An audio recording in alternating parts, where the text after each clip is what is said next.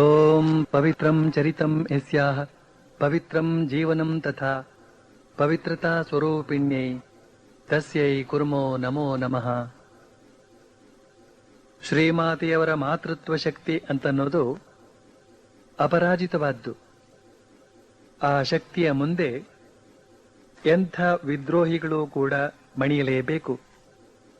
ಹಾಗೆಯೇ ನಿತ್ಯ ಜೀವನದ ಹೋರಾಟದಲ್ಲಿ ಸೋತ ದುರ್ಬಲ ಜನರು ಆ ಶಕ್ತಿಯ ಮುಂದೆ ಶರಣಾಗಿ ಅಭಯ ಪಡೆಯಬೇಕು.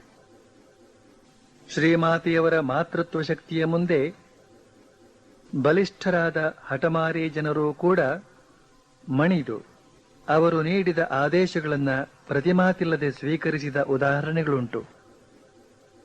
ಒಮ್ಮೆ ಶ್ರೀಮಾತೆಯವರು ಕೋಯಲ್ಪಾರದ ಹುಣಸೆ ಮರದ ನೆರಳಲ್ಲಿ ಕುಳಿತಿದ್ರು. ಆಗ ಅಲ್ಲಿಗೊಬ್ಳು ಹೆಂಗಸು ಬಂದು ಮೊರೆ ಇಡ್ತಾಳೆ. ಏನು ಅಂತಂದ್ರೆ, ಅವಳ ಉಪಪತಿ ಅಂದ್ರೆ ಪತಿಯಲ್ಲ, ಉಪಪತಿ, ಆತ ಆಕೆಯ ಕೈ ಬಿಟ್ಟು ಬೇರಾದ ಅಂತ. ಆ ಹೆಂಗಸು ತನ್ನ ಗಂಡನನ್ನ ಬಿಟ್ಟು ಈ ಹೊಸ ಉಪಪತಿಯೊಂದಿಗೆ ಜೀವನ ನಡೆಸ್ತಾ ಇದ್ಲು. ಆದ್ರೆ ಈಗ ಆ ಉಪಪತಿಯೇ ಕೈಕೊಟ್ಟ. ಅವಳೀಗ ಅತಂತ್ರಳಾಗಿ ಬಿಟ್ಟಿದ್ದಾಳೆ.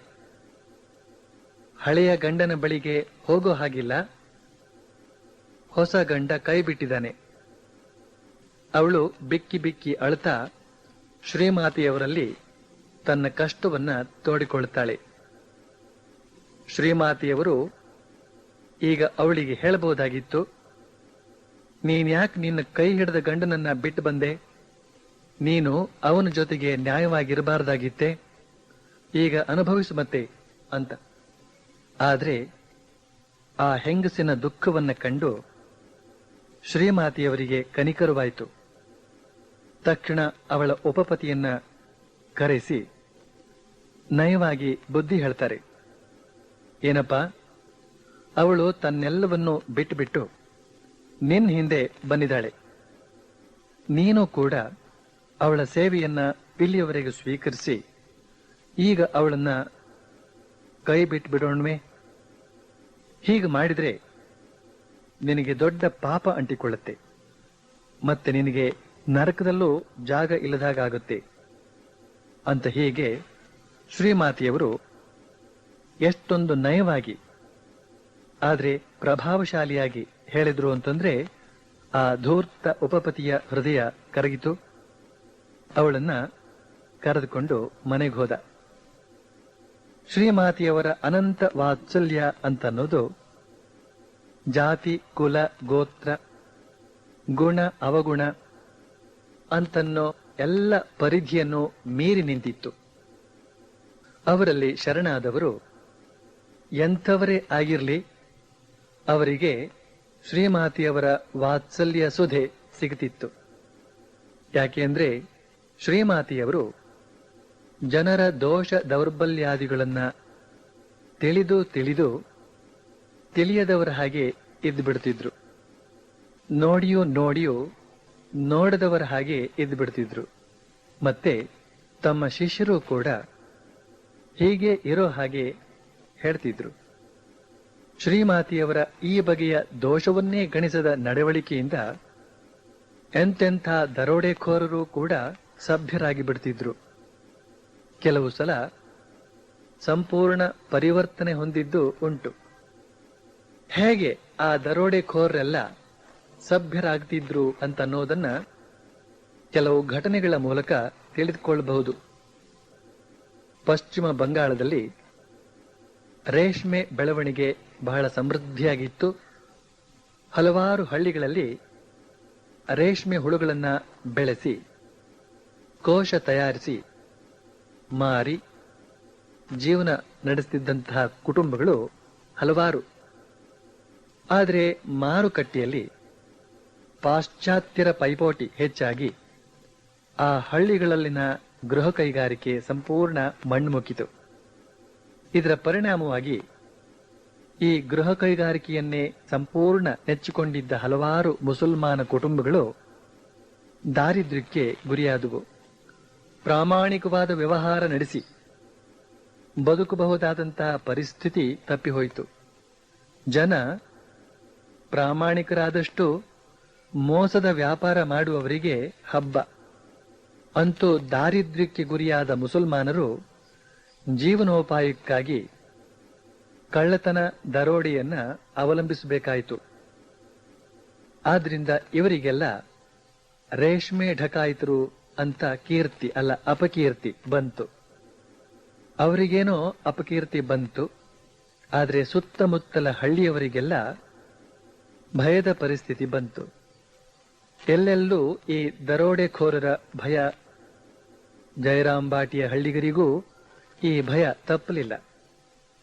ಮೊದಲೇ ಮುಸಲ್ಮಾನರು ಸಾಲದ್ದಕ್ಕೆ ಅವರೆಲ್ಲ ಈಗ ಢಕಾಯಿತರು. ಹಿಂದೂಗಳೆಲ್ಲ ಅವರನ್ನ ತುಂಬ ದೂರ ಮಾಡಿಬಿಟ್ರು. ಈ ಮುಸಲ್ಮಾನ ಕುಟುಂಬಗಳಿಗೆ ಒದಗಿ ಬಂದ ದಾರಿದ್ರ್ಯದ ಜೊತೆಗೆ ಆ ಹಳ್ಳಿಗಳಲ್ಲೆಲ್ಲ ಭಯಂಕರ ಬರಗಾಲ ಬಂತು. ಆಗ ತಾನೇ ಶ್ರೀಮಾತೆಯವರ ಹೊಸ ಮನೆಯ ನಿರ್ಮಾಣ ಆಗ್ತಾ ಇತ್ತು. ಅದರ ಮೇಲ್ವಿಚಾರಣೆ ನೋಡಿಕೊಳ್ಳೋದಿಕ್ಕೆ ಕೆಲವು ಸಾಧುಗಳು ಅಲ್ಲಿದ್ರು.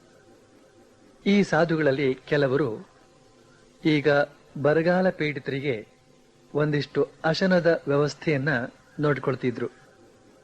ಆದ್ರೆ ಆ ಹಳ್ಳಿಗರು ಈ ಕಾರ್ಯವನ್ನ ದಯಾಕಾರ್ಯ ಅಂತ ತಿಳಿಲಿಲ್ಲ. ಬದಲಾಗಿ ಇದರಿಂದ ಒಂದಿಷ್ಟು ತೊಂದರೆ ಆದರೂ ಆಗಬಹುದು ಅಂತ ತಿಳಿದ್ರು ಆ ಹಳ್ಳಿಗರು.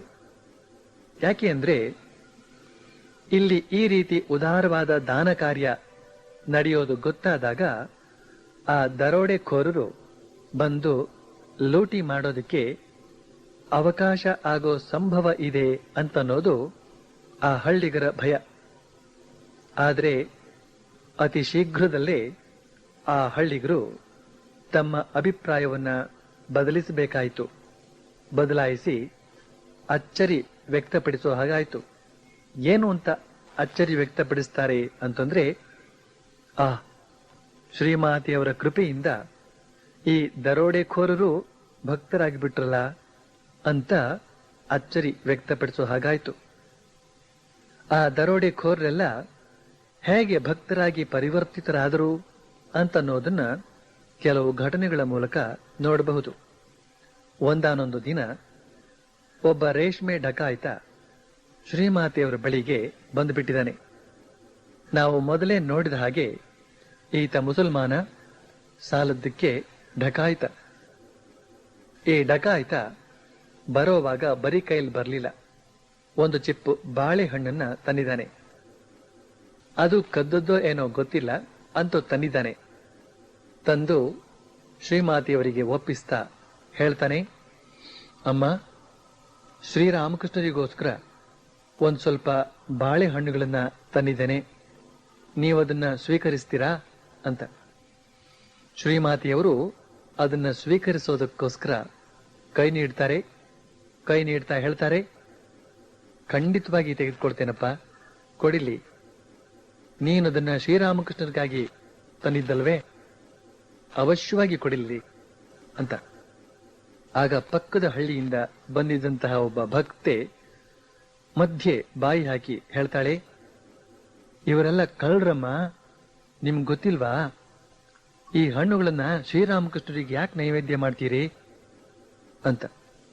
ಶ್ರೀಮಾತೆಯವರು ಅವಳ ಈ ಮಾತಿಗೆ ಕಿಂಚಿತ್ತು ಗಮನ ಕೊಡದೆ ಆ ಹಣ್ಣುಗಳನ್ನ ಒಳಗೆ ತೆಗೆದುಕೊಂಡು ಹೋಗಿ ಇಟ್ ಬಂದು ಆ ಮನುಷ್ಯನಿಗೆ ಒಂದಿಷ್ಟು ಕಡಲೆಪುರಿ ಸಿಹಿ ತಿಂಡಿ ಕೊಟ್ಟು ಉಪಚರಿಸ್ತಾರೆ.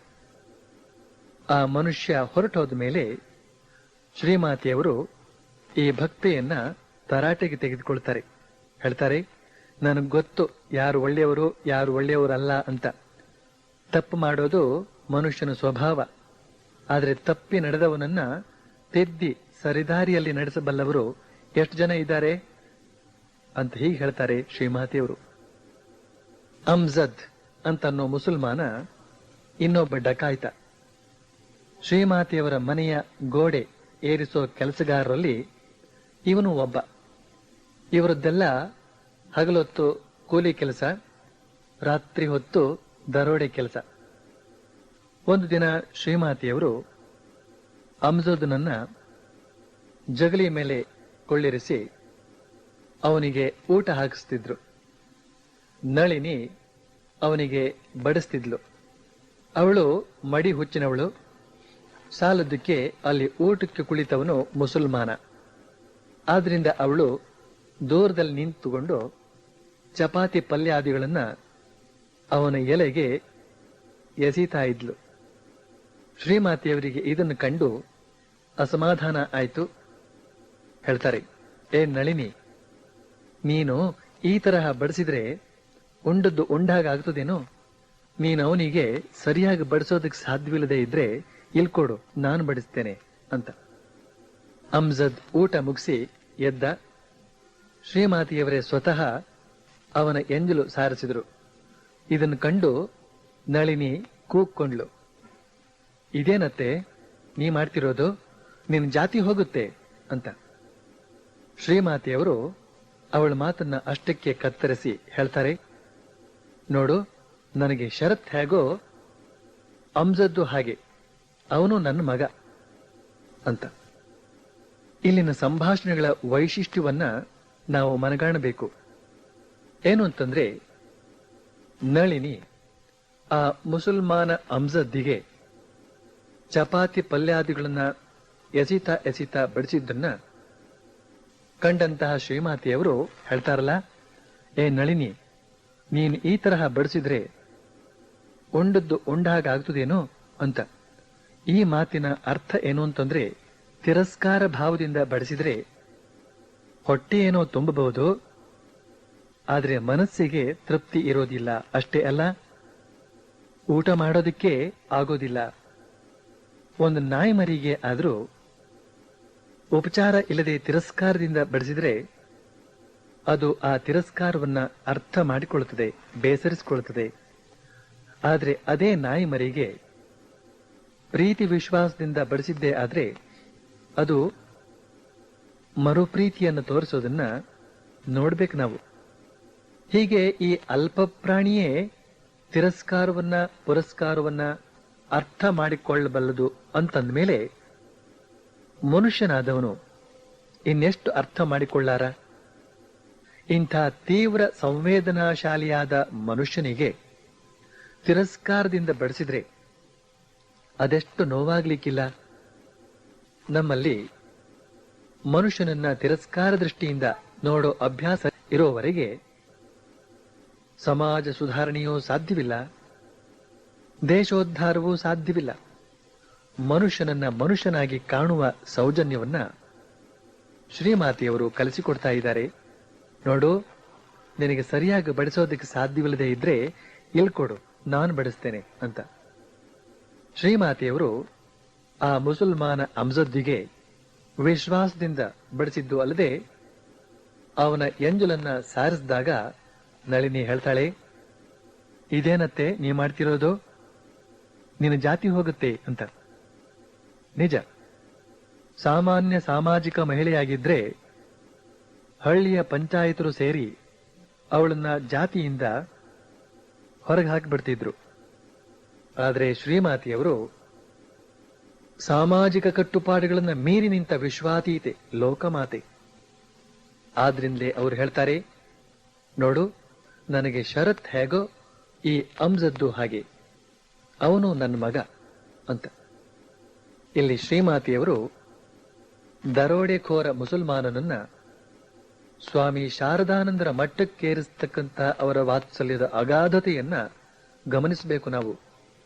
ಈ ಬಗೆಯ ದಿವ್ಯ ವಾತ್ಸಲ್ಯದ ಸೆಳೆತದಿಂದ ಆ ಮುಸಲ್ಮಾನ ದರೋಡೆಖೋರ ಪರಿವರ್ತನೆ ಹೊಂದಿದ್ರೆ ಅದರಲ್ಲಿ ಆಶ್ಚರ್ಯ ಏನಿದೆ? ಈ ಘಟನೆ ನಡೆದು ಕೆಲವು ತಿಂಗಳಾಗಿರಬಹುದು. ಈಗ ಶ್ರೀಮಾತೆಯವರು ಕಾಯಿಲೆ ಮಲಗಿದ್ದಾರೆ. ಭಕ್ತಾದಿಗಳು ಬಂದು ನೋಡಿಕೊಂಡು ಹೋಗ್ತಾ ಇದ್ದಾರೆ.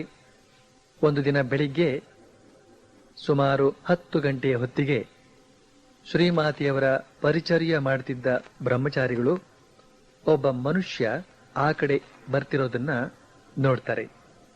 ಆ ಮನುಷ್ಯನ ಮೈ ಬಣ್ಣ ಕಪ್ಪು, ದುರ್ಬಲ್ನಾಗಿ ಕಾಣ್ತಾ ಇದ್ದಾನೆ. ಮುಖ ನೋಡಿದ್ರೆ ಮುಸಲ್ಮಾನನ ಹಾಗೆ ಕಾಣ್ತಾನೆ. ಮೈ ಮೇಲೆ ಧರಿಸಿರತಕ್ಕಂಥ ಬಟ್ಟೆಯೆಲ್ಲ ಮಾಸಲು, ಚಿಂದಿ, ಮುಖದಲ್ಲಿ ಗೆಲವಿಲ್ಲ, ಕಣ್ಣುಗಳು ನಿಸ್ತೇಜ. ಆತ ದೊಣ್ಣೆಯ ಸಹಾಯದಿಂದ ಮೆಲ್ಲನೆ ತೇಲಿಕೊಂಡು ಒಳಗೆ ಬರ್ತಿದ್ದಾನೆ. ಅವನು ನೇರವಾಗಿ ಬರ್ತಿರೋದನ್ನ ನೋಡಿದ್ರೆ ಆ ಸ್ಥಳಕ್ಕೆ ಆತ ಪರಿಚಿತನ ಹಾಗೆ ಕಾಣ್ತಾನೆ. ಆದರೆ ಬ್ರಹ್ಮಚಾರಿಗಳಿಗೆ ಆತ ಹೊಸಬನೇ. ಬ್ರಹ್ಮಚಾರಿಗಳಿಗೆ ಕುತೂಹಲ ಕೆರಳಿತು, ಯಾರಿರಬಹುದು ಈತ ಅಂತ. ಆದ್ರಿಂದ ಬ್ರಹ್ಮಚಾರಿಗಳು ಅವನ ಹಿಂದಿನಿಂದ ಅನುಸರಿಸಿಕೊಂಡು ಬಂದ್ರು. ಶ್ರೀಮಾತೆಯವರು ಒಳಗೆ ಮಂಚದ ಮೇಲೆ ಮಲಗಿದ್ದಾರೆ. ಆ ಮಂಚ ನೇರವಾಗಿ ಕಣ್ಣಿಗೆ ಬೀಳದಿರಲಿ ಅಂತ ಅದರ ಪಕ್ಕದಲ್ಲೇ ಒಂದು ಬಿದಿರು ತಡಿಕೆಯನ್ನ ಕಟ್ಟಿ ಮರೆಮಾಡಲಾಗಿತ್ತು. ಈ ಮನುಷ್ಯ ಅಲ್ಲಿಗೆ ಬಂದವನೇ ಆ ತಡಿಕೆಯ ಬಳಿಯಲ್ಲಿ ತುದಿಕಾಲಲ್ಲಿ ನಿಂತ್ಕೊಂಡು ಒಳಗೆ ಎಣಿಕೆ ನೋಡ್ತಾನೆ. ಆಗ ತಕ್ಷಣ ಶ್ರೀಮಾತೆಯವರು ಆ ಕಡೆ ನೋಡ್ತಾರೆ. ನೋಡಿ ವಾತ್ಸಲ್ಯ ಭರಿತ ಧ್ವನಿಯಿಂದ ಹೇಳ್ತಾರೆ, ಓ ಅಮ್ಜದ್, ಬಾ ಒಳಗೆ ಅಂತ. ಶ್ರೀಮಾತೆಯವರ ಆ ದಿವ್ಯ ವಾತ್ಸಲ್ಯದ ದನಿ ಕೇಳಿ ಅಮ್ಜದ್ನ ಕಣ್ಣು ತುಂಬಿ ಬಂತು. ತಾಯಿಯ ಬಳಿ ಸಾರಿದ ಶಿಶುವಿನಂತೆ ಅಮ್ಜದ್ ಬಹಳ ಸಂತೋಷದಿಂದ ಶ್ರೀಮಾತೆಯವರೊಡನೆ ಯೋಗಕ್ಷೇಮದ ಮಾತುಕತೆಯಾಡ್ತಾ ನಿಂತ. ಶ್ರೀಮಾತೆಯವರು ಅವನೊಡನೆ ಆತ್ಮೀಯವಾಗಿ ಮಾತನಾಡಿದ್ದನ್ನ ಕಂಡಂತಹ ಬ್ರಹ್ಮಚಾರಿಗಳು ತಮ್ಮ ಕೆಲಸದ ಕಡೆಗೆ ಹೊರಟು ಹೋದ್ರು.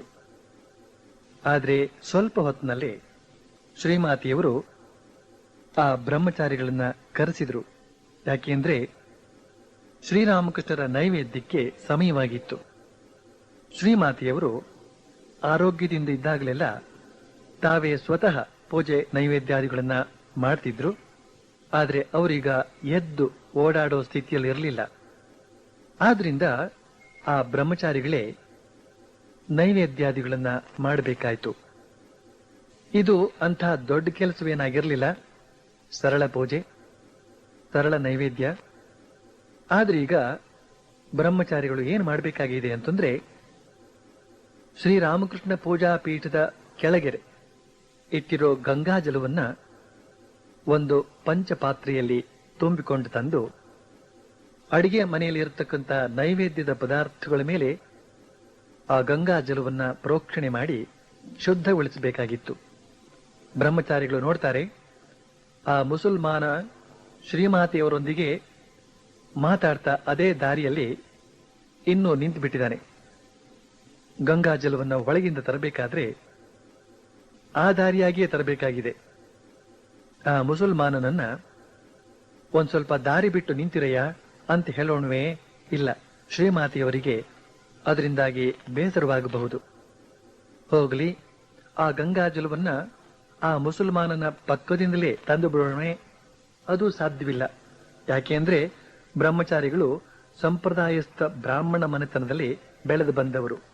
ಆದ್ರಿಂದ ಕಂದಾಚಾರದ ಕಟ್ಟುಕಟ್ಟಲುಗಳೆಲ್ಲ ಅವರಲ್ಲಿ ಬಾಲ್ಯದಿಂದಲೇ ರೂಢಮೂಲವಾಗಿ ಬಂದಿದ್ವು. ಈಗ ಈ ಮುಸಲ್ಮಾನನ ಗಾಳಿ ಸೋಂಕಿದರೂ ಗಂಗಾಜಲ ಅಪವಿತ್ರವಾಗಿ ಬಿಡುತ್ತದೆ ಅನ್ನೋ ಮನಸ್ಥಿತಿ ಅವರದ್ದು. ಏನು ಮಾಡೋಣ ಈಗ? ಈ ಕಡೆ ಮಡಿ ಮೈಲಿಗೆಯ ಪ್ರಶ್ನೆ, ಆ ಕಡೆ ಶ್ರೀಮಾತೆಯವರ ಆಜ್ಞೆ. ಏನ್ ಮಾಡ್ಲಿ ಈಗ? ಬ್ರಹ್ಮಚಾರಿಗಳ ಮನಸ್ಸಿನಲ್ಲಿ ಕ್ಷಣಕಾಲ ಹೊಯ್ದಾಟ ಆಯಿತು. ಆದ್ರೆ ತಕ್ಷಣ ಒಂದು ನಿರ್ಧಾರಕ್ಕೆ ಬಂದ್ರು. ಏನು ಅಂತಂದ್ರೆ, ಏನೇ ಆಗ್ಲಿ ಹೋಗಿ ಆ ಗಂಗಾ ಜಲವನ್ನ ಅದೇ ದಾರಿಯಾಗಿ ತಂದು ಬಿಡ್ತೇನೆ.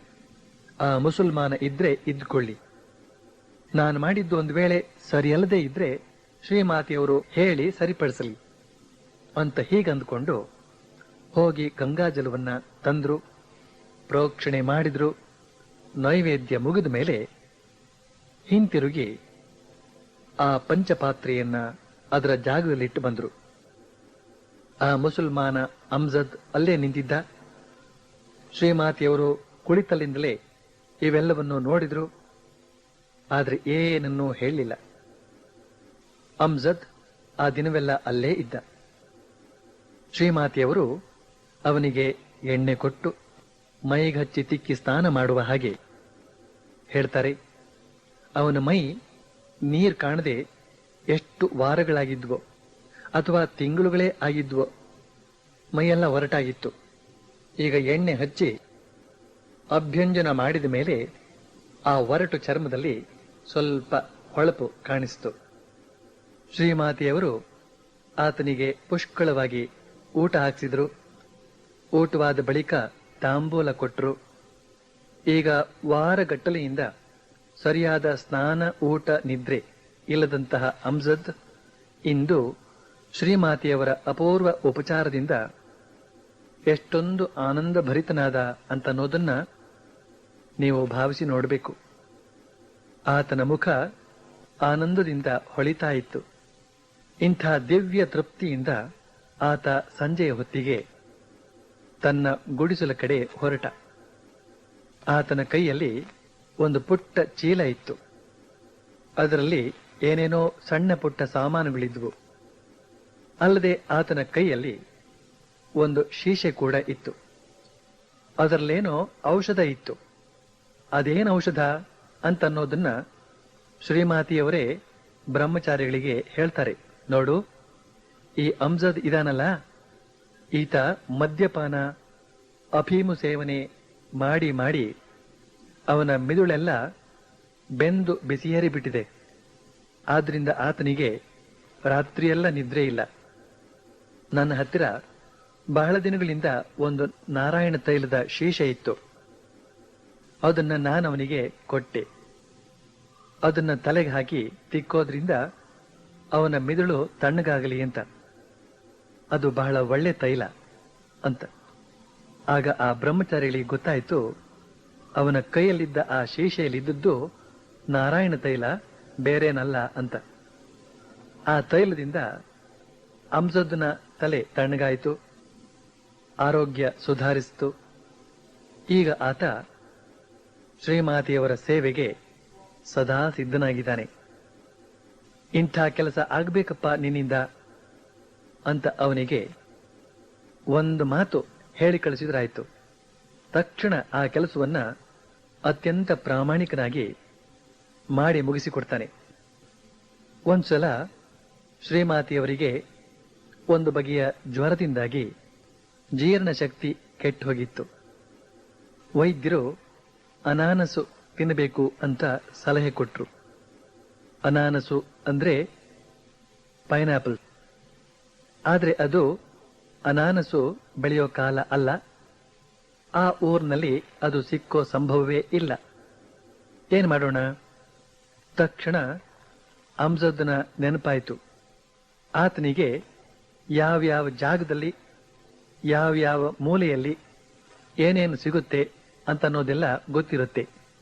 ಸರಿ, ಅವನಿಗೆ ಈ ವಿಷಯ ತಿಳಿಸಲಾಯಿತು.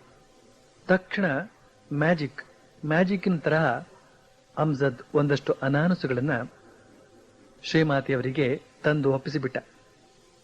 ಆದ್ರೆ ಹೀಗೆ ಅಮ್ಜದ್ಗೆ ಶ್ರೀಮಾತೆಯವರ ದಿವ್ಯ ವಾತ್ಸಲ್ಯ ಸಿಕ್ಕಿದ್ರೂ ಕೂಡ ಅವನು ಅವರ ಸೇವೆಯನ್ನ ಪ್ರಾಮಾಣಿಕವಾಗಿ ಮಾಡಿಕೊಂಡು ಬರ್ತಿದ್ರೂ ಕೂಡ ಅವನು ತನ್ನ ದರೋಡೆಖೋರತನವನ್ನ ಸಂಪೂರ್ಣ ಬಿಟ್ಟ ಅಂತ ಹೇಳೋದಕ್ಕಾಗೋದಿಲ್ಲ. ಯಾಕೆ ಅಂದ್ರೆ ಸುಲಭವಾಗಿ ಕಲಿತ ಅಭ್ಯಾಸ ಇದು. ಅಲ್ಲದೆ ಸುಲಭದ ಸಂಪಾದನೆಗೆ ಇದರಷ್ಟು ಪರಿಣಾಮಕಾರಿಯಾದ ವೃತ್ತಿ ಮತ್ತೊಂದಿಲ್ಲ. ಆದ್ರೆ ಒಂದಿಷ್ಟು ಹಣ್ಣುಗಳನ್ನ ಬೆಳೆಸ್ಕೊಳ್ಬೇಕಾದ್ರೂ ಎಷ್ಟೊಂದು ಕಷ್ಟ. ಮಣ್ಣಗಿಬೇಕು, ಅಗಿದು ಬೀಜ ಬಿತ್ತಬೇಕು, ದಿನ ನೀರು ಹಾಕ್ತಿರ್ಬೇಕು. ಆಮೇಲೆ ಆ ಬೀಜ ಮೊಳಿಬೇಕು, ಮೊಳೆತು ಗಿಡವಾಗಬೇಕು, ಗಿಡವಾಗಿ ಹೂವು ಬಿಡಬೇಕು, ಹೂವಾಗಿ ಹಣ್ಣಾಗಬೇಕು.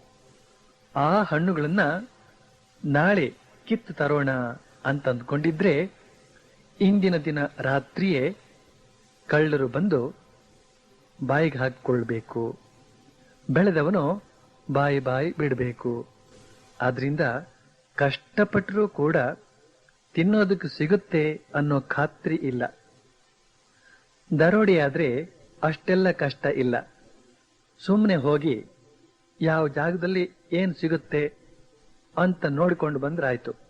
ಆಮೇಲೆ ರಾತ್ರಿ ಎಲ್ಲರೂ ಶಾಂತವಾಗಿ ಕಣ್ಣು ಮುಚ್ಕೊಂಡಿದ್ದಾಗ ಇವರು, ಈ ದರೋಡೆ ಧೀರರು, ಕೈ ಚಾಚಿ ಬಂದಷ್ಟನ್ನ ಬಾಚಿಕೊಂಡು ನಡೆದ್ರಾಯ್ತು. ಆದ್ರಿಂದ ಇಷ್ಟೊಂದು ಸುಲಭದ ಸಂಪಾದನೆಯನ್ನ ಹೇಗೆ ಬಿಟ್ಟಾನು ಅಮ್ಜದ್?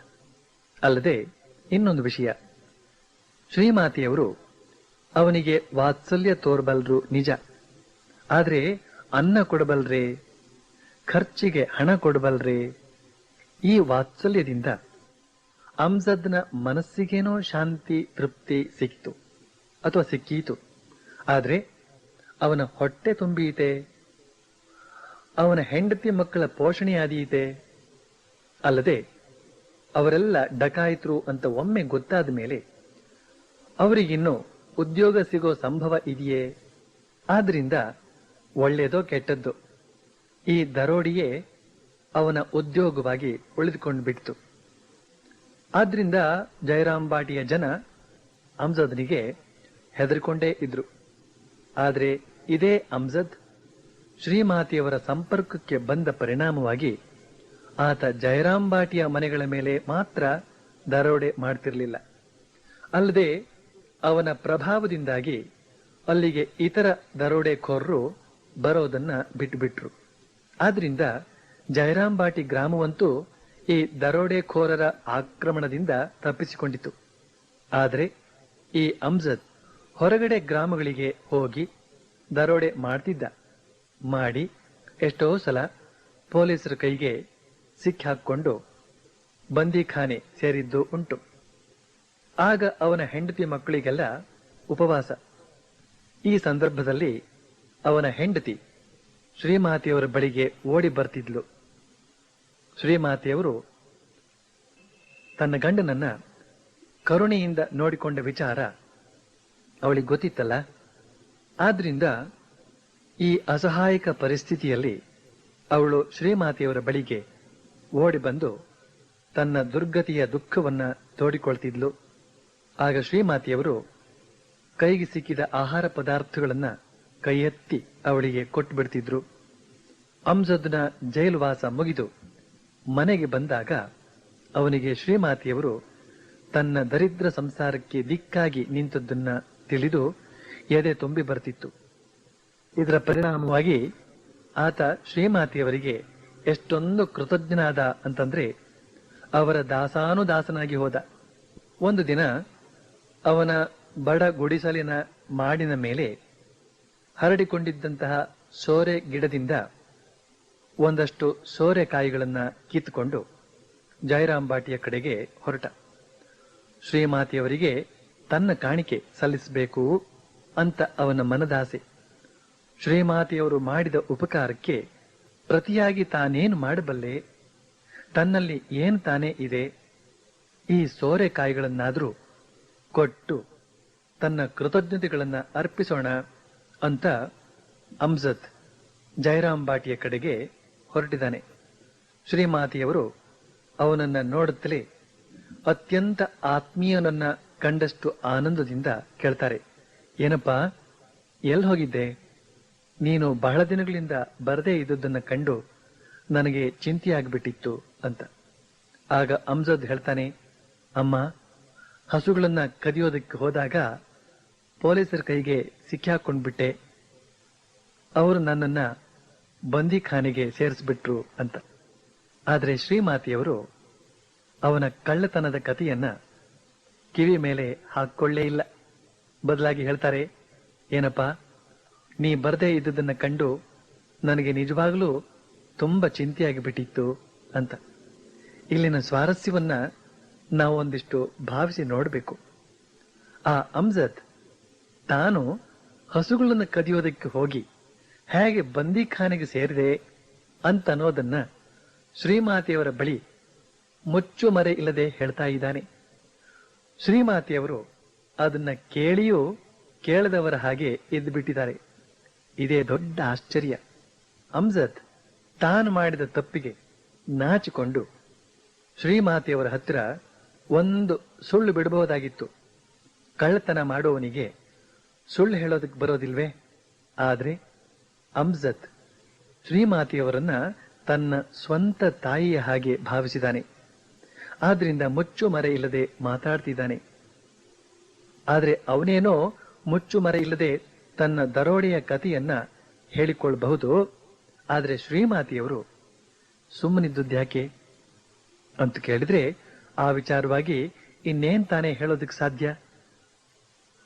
ನೋಡಪ್ಪ, ಇನ್ಮೇಲಾದ್ರೂ ಪೊಲೀಸರ ಕೈಗೆ ಸಿಕ್ಕಿ ಹಾಕೊಳ್ಳದ ಹಾಗೆ ನೋಡ್ಕೋ ಅಂತ ಎಚ್ಚರ ಹೇಳೋಣವೆ? ಅಥವಾ ಈ ಪೊಲೀಸರದ್ದೇ ಕಷ್ಟಪ್ಪ, ಕದಿಯೋದಕ್ಕೂ ಬಿಡೋದಿಲ್ಲಪ್ಪ ಇವರು ಅಂತ ಸಮಾಧಾನ ಹೇಳೋಣವೆ? ನನಗೆ ಈ ಸಂದರ್ಭದಲ್ಲಿ ಒಂದು ನಾಟಕ ನೆನಪಿಗೆ ಬರ್ತದೆ. ಆ ನಾಟಕದಲ್ಲಿ ಇಬ್ಬರು ಕಳ್ಳರು ಜೈಲಿನಿಂದ ತಪ್ಪಿಸಿಕೊಂಡು ಬಂದ್ಬಿಟ್ಟಿದ್ದಾರೆ. ಆದ್ರೆ ಈಗ ಅವರಿಗೆ ಹಸಿವು. ಮೊದಲು ಒಂದಿಷ್ಟು ಊಟ ಆಗ್ಬೇಕು. ಜೈಲಿನಿಂದ ಬಂದವರ ಕೈಯಲ್ಲಿ ದುಡ್ಡಲ್ಲಿರುತ್ತೆ? ಅವರು ಒಬ್ಬ ಶ್ರೀಮಂತರ ಮನೆ ಮುಂದೆ ನಿಂತ್ಕೊಂಡು ಭಿಕ್ಷೆ ಕೇಳ್ತಾರೆ. ಆಗ ಆ ಶ್ರೀಮಂತ ಗದರಿಸ್ತಾನೆ, ಹೋಗ್ರೋ ಹೋಗ್ರೋ, ಒಳ್ಳೆ ದಾಂಡಿಗರ ಹಾಗಿದ್ದೀರಿ, ತಿರ್ಪೆ ಎತ್ತೋದಕ್ಕೆ ಬರ್ತಿದ್ದೀರಲ್ಲ, ಮೈ ಬಗ್ಸಿ ದುಡ್ಡು ತಿನ್ರೋ ಹೋಗ್ರೋ ಅಂತ.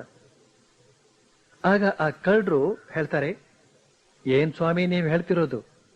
ನಾವು ತಿರ್ಪೆಗೆ ಬಂದ್ರೆ ದುಡ್ಡು ತಿನ್ರೋ ಅಂತ ಅಟ್ಟು ಬಿಡ್ತೀರಿ, ದುಡಿತೀವಿ ಕೆಲಸ ಕೊಡಿ ಅಂತ ಕೇಳಿದ್ರೆ ಹೋಗ್ರೋ, ನಿಮ್ಗೆ ಯಾರು ಕೆಲಸ ಕೊಡ್ತಾರೆ, ತಿರ್ಪೆ ಎತ್ತರೋ ಹೋಗ್ರೋ ಅಂತ ಅಂದ್ಬಿಡ್ತೀರಿ.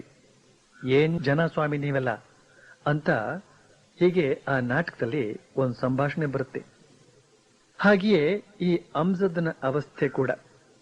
ಆದ್ರಿಂದ ಶ್ರೀಮಾತೆಯವರು ಅವನ ಬಗ್ಗೆ ಸಹಾನುಭೂತಿ ತೋರ್ತಾರೆ.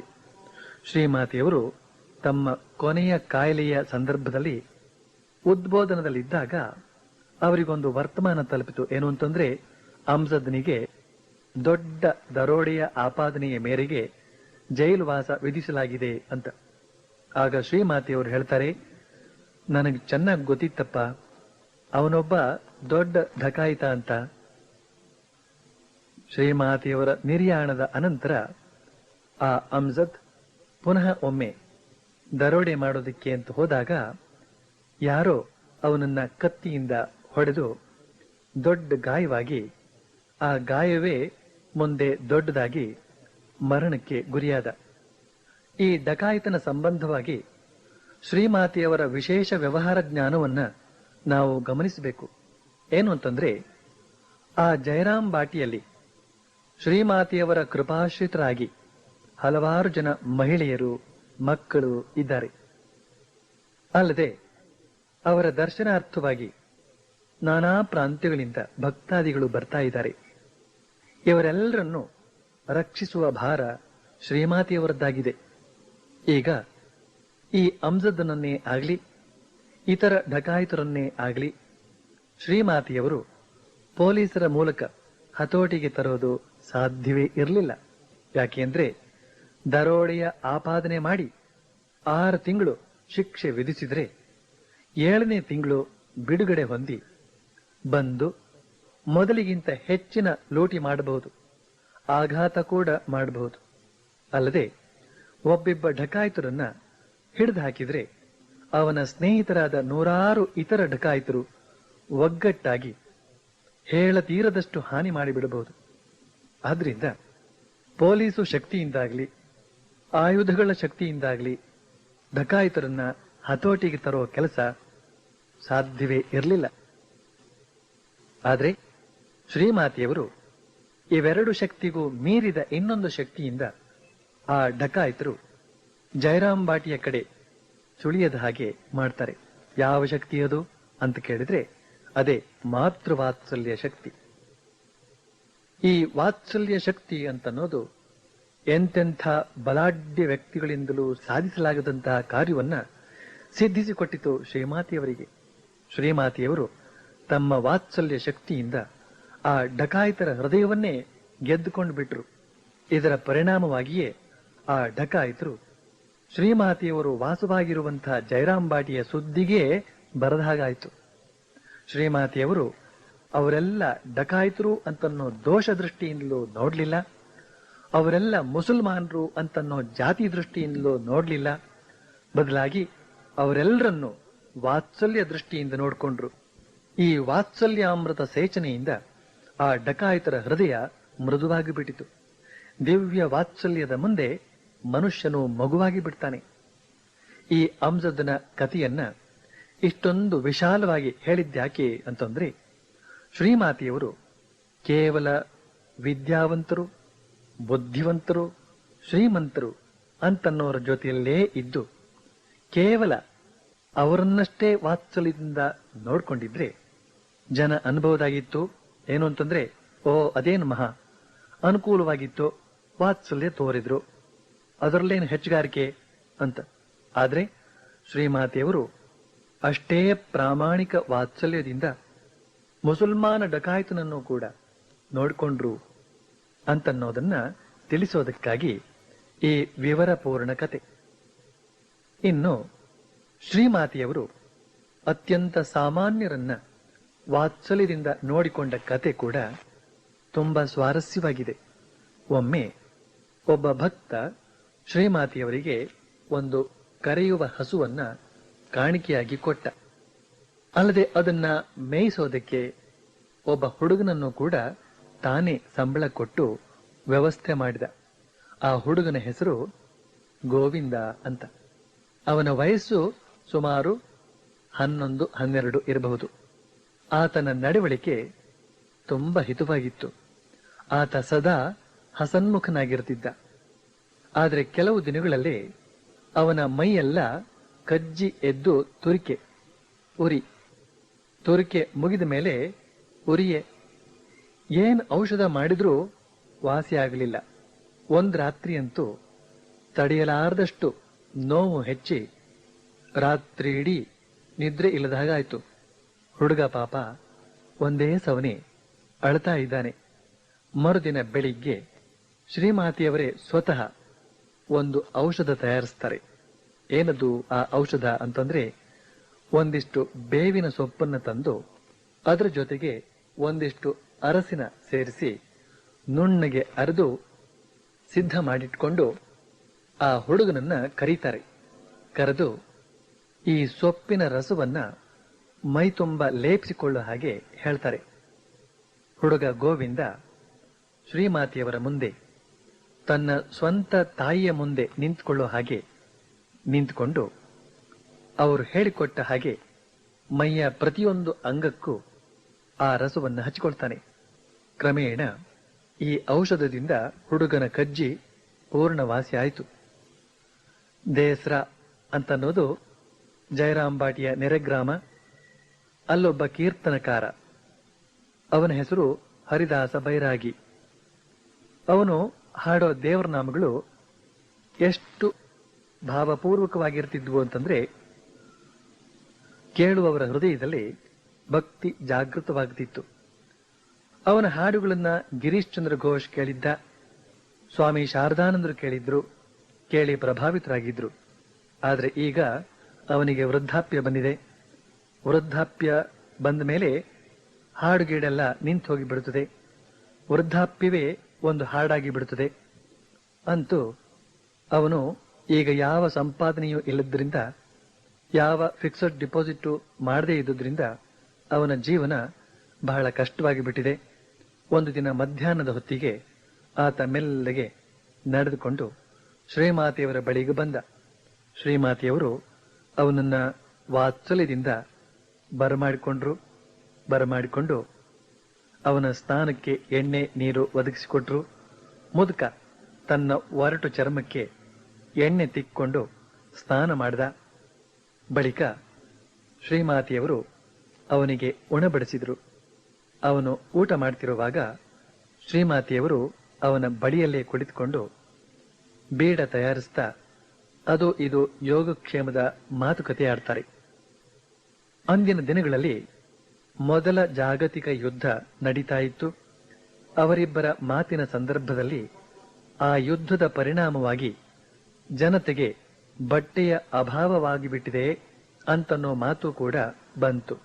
ಆಗ ತಕ್ಷಣ ಆ ಮುದುಕ ಹೇಳ್ತಾನೆ, ನಿಜ ಅಮ್ಮ, ನನಗೂ ಕೂಡ ಯಾವ ಬಟ್ಟೆಯೂ ಇಲ್ಲದ ಹಾಗಾಗಿಬಿಟ್ಟಿದೆ ಅಂತ ತನ್ನ ಕಷ್ಟವನ್ನ ಶ್ರೀಮಾತೆಯವರ ಮುಂದೆ ತೋಡಿಕೊಳ್ತಾನೆ ಮುದುಕ. ಶ್ರೀಮಾತೆಯವರು ಬೆಳಿಗ್ಗೆ ತಾನೇ ಒಂದು ಹೊಸ ಬಟ್ಟೆಯನ್ನ ತೊಳೆದು ಒಣಗಿ ಹಾಕಿದ್ರು. ಅವರು ಬಹುಶಃ ಅದನ್ನ ಒಂದೆರಡು ಸಲ ಕುಟ್ಟಿರಬಹುದು ಅಷ್ಟೇ. ಯಾವಾಗ ಈ ಮುದುಕ ತನಗೆ ಬಟ್ಟೆ ಇಲ್ಲ ಅಂದನೋ ತಕ್ಷಣ ಅವರು ಎದ್ದು ಹೋಗಿ ಆ ಒಣಗಿಸಿದ ಬಟ್ಟೆಯನ್ನ ತಂದು ಅವನಿಗೆ ಕೊಟ್ರು. ಮಾತೆಯವರ ಈ ಔದಾರ್ಯಪೂರ್ಣ ವಾತ್ಸಲ್ಯದಿಂದ ಮುದುಕ ಕರಗಿ ಹೋಗಿಬಿಟ್ಟ. ಭಾವ ತುಂಬಿ ಕಣ್ಣೀರು ಹರಿದು ಬಂತು. ಆತ ಆ ಬಟ್ಟೆಯನ್ನ ಅತ್ಯಂತ ಪೂಜ್ಯ ಬುದ್ಧಿಯಿಂದ ತನ್ನ ತಲೆಗೆ ಒತ್ತಿಕೊಂಡ. ಶ್ರೀಮಾತೆಯವರಿಂದ ಬೀಳ್ಕೊಂಡು ಹೊರಟ. ಕಣ್ಣಲ್ಲಿ ನೀರು ಹರಿಯುತ್ತಲೇ ಇತ್ತು. ಈ ವಾತ್ಸಲ್ಯ ಅಂತ ಅನ್ನೋದು ಅತ್ಯಂತ ಅಪೂರ್ವವಾದ ಒಂದು ವಸ್ತು. ಇದು ಮುಖ್ಯವಾಗಿ ತಾಯಿಯಾದವಳಲ್ಲಿ ವ್ಯಕ್ತವಾಗಬೇಕಾದ್ದು. ಆದರೆ ಇತರರಲ್ಲೂ ಕೂಡ ಈ ಗುಣ ವ್ಯಕ್ತವಾಗಬಾರದು ಅಂತೇನೂ ಇಲ್ಲ.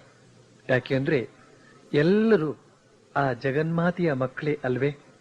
ಅಂದ ಮೇಲೆ ಅವಳ ದಿವ್ಯ ಗುಣವಾದಂತಹ ಈ ವಾತ್ಸಲ್ಯ ಅಂತನ್ನೋದು ಈ ಮಕ್ಕಳಲ್ಲೂ ಕೂಡ ವ್ಯಕ್ತವಾಗದೇ ಇರುತ್ತದೆಯೇ? ವ್ಯಕ್ತವಾಗಲೇಬೇಕು. ಈ ವಾತ್ಸಲ್ಯ ಅಂತನ್ನೋ ದಿವ್ಯ ಗುಣ ಜನತೆಯಲ್ಲಿ, ಅದರಲ್ಲೂ ತಾಯಂದಿರಲಿ ಎಷ್ಟೆಷ್ಟು ಹೆಚ್ಚಾಗಿ ವ್ಯಕ್ತವಾಗ್ತಾ ಬರ್ತದೆಯೋ ಆಗ ಜನಸಮುದಾಯದಲ್ಲಿ ಅಷ್ಟಷ್ಟು ಹೆಚ್ಚಿನ ಶಾಂತಿ, ಸೌಖ್ಯ, ಸಮಾಧಾನ ಬೆಳೆದು ಬರ್ತದೆ. ಅಂತಹ ದಿವ್ಯ ವಾತ್ಸಲ್ಯದ ಪೂರ್ಣ ಆದರ್ಶವನ್ನ ಶ್ರೀಮಾತೆಯವರು ನಮ್ಮ ಮುಂದಿಟ್ಟಿದ್ದಾರೆ. ಅದನ್ನ ನೋಡಿಕೊಂಡು ನಮ್ಮನ್ನ ರೂಪಿಸಿಕೊಳ್ಳೋದು ನಮ್ಮ ಪಾಲಿನ ಜವಾಬ್ದಾರಿ ಅಂತ ಇಲ್ಲಿಯವರೆಗೆ ಹೇಳಿ, ಮುಂದಿನದನ್ನ ಶ್ರೀಮಾತೆಯವರ ಕೃಪೆಯಿಂದ ಮುಂದಿನ ಶನಿವಾರ ಹೇಳ್ತೇನೆ. ಓಂ ಪ್ರಿಯತಾಂ ಪುಂಡರೀಕಾಕ್ಷಃ ಸರ್ವಯಜ್ಞೇಶ್ವರೋ ಹರಿಃ ತಸ್ಮಿನ್ ಸ್ತುಷ್ಟೇ ಜಗತ್ತುಷ್ಟಂ ಪ್ರೀಣಿತೆ ಪ್ರೀಣಿತಂ ಜಗತ್. ಹರಿ ಓಂ ತತ್ಸತ್.